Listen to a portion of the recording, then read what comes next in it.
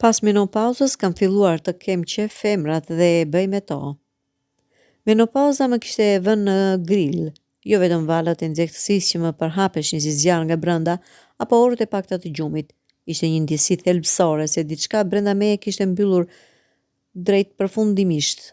Liria për të lindur, ciklet mujore që më kujtonin se çdo muaj se isha gjallë, çdo gjë e lidhte trupin tim me ritmin e natyrës, e gjitha kishte humbur.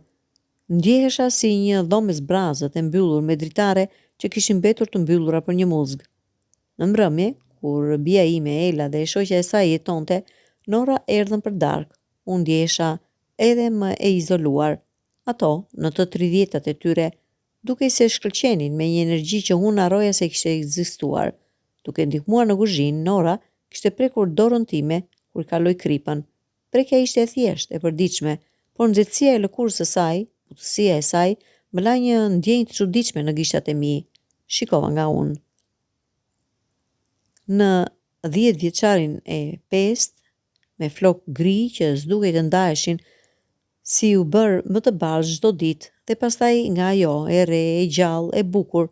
Pas darkës, ndërsa Ela po largohej, Nora mbeti prapa për të ndihmuar të pastroja. Të ke qenë shumë e qetësonte, Lila, tha. Ajo, duke fshirë një pjatë me një lëvizje të qetë. A je në rregull? U përpoqja të buzëqeshja.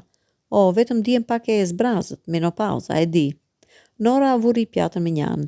E kam dëgjuar që mund të jetë e vështirë, u afrua pak, por nuk duhet të ndihesh e zbrazët, thjesht po kalon në një fazë tjetër, një fazë ku nuk je më rob e trupit tënd. Mund të zgjedhësh. Fjala e saj më goditi. Çfarë mund të zgjedh? Ajo buzëqeshi, dhe në buzëqeshin e saj kishte një diçka të re, të guximshme. Çfarëdo që dëshiron, tani je e lirë të ndihesh ashtu si të duash, pa pasuri pasojash. Në atë moment, diçka brenda meje u lëshua. Nga e dija nëse ishte vala e nxehtësisë apo diçka tjetër, por mora dorën e saj, ishte ngrohtë dhe e gjallë në të mirën e të ftohtë time. Nora, thash, dhe zëri më dridhej. Ti, a ke ndjerë ndonjëherë diçka të tillë? Kjo liri? Sytë e saj u bën të butë, kuptues. Po, tha, thjesht, dhe ndonjëherë liria vjen në forma që nuk pritejsh. Pastaj ajo ngriti dorën time të rrudhur me venat e dukshme, dhe e pudhi në pjesën e brendshme të kyçit. Buzët e saj ishin të buta, të lagështa dhe tepër të gjalla. Trupi im reagoi me një shpejtësi që më habiti, jo me një ndezje të vjetër, e njohur siç ndodhte kur buri im ishte gjallë, por diçka tjetër, një ndezje e butë, e thjellë, që përhapej nga pika ku buzët e saj prekën lëkurën time dhe u përhap në mbar trupin tim, duke më bërë të dridhem. Shiko, përshpëriti ajo, ti je ende gjallë, shumë gjallë, dhe pastaj, pa u menduar më shumë, unë e putha. Ishte ndryshe nga çdo puthje tjetër që kisha ndjerë, nuk ishte asnjë shtyrje, asnjë shpejtësi, ishte një shqyrtim i ngadaltë i përqendruar. Ndjeva butësinë e buzëve të saj, aromën e saj të ëmbël të ftohtë, dhe kur gjua e saj gjeti timen, ishte një eksplorim i ngadaltë, jo një sulm. U larguam pak. Unë fillova, por nuk e dija se çfarë thoja. Ti nuk e nevojë të thuash asgjë, tha ajo. Le të vazhdojmë vetëm nëse ti dëshiron. Dhe unë desha. O zot, sa desha. Jo vetëm për shkak të dëshirës, por për shkak të nevojës për të ndjerë se isha ende e dëshirueshme, ende aftë për të ndjerë diçka të re. Ajo më çoi në dhomën e ndenjes në errësirë, vetëm me dritën e hënës përmes dritares. Nuk ishte nxitim. Ajo më ndihmoi të zbrez veshjet me një kujdes që më bëri të ndihesha si një art i çmuar, jo si një gjë e vjetër që duhej zhveshur. Dhe kur i preka për hurat e saj, ndjeva lëkurën e saj të lëmuar, të ngrohtë nën gishta, ishte si të prekje një version më të ri, më të përsosur të vetës sime. Kur u shtirë në divan, ajo nuk u afrua menjëherë. Vërtetoi trupin tim me gishta, me buzë dhe me durim që burrat nuk e kishin kurrë. Ajo gjeti çdo nyjë të vjetër të stresit dhe e relaksoi atë. Kur goja e saj gjeti gjunjët e mi, dhe pastaj kofshët dhe më në fund qendrën time më të errët, unë qava. Lotët ranë pa të ndaluar, jo nga dhimbja, por nga një mirënjohje thellë. Njeriu që më shpifte. Për fund të fëmijërisë sime ishte një grua që më tregonte një femër të re.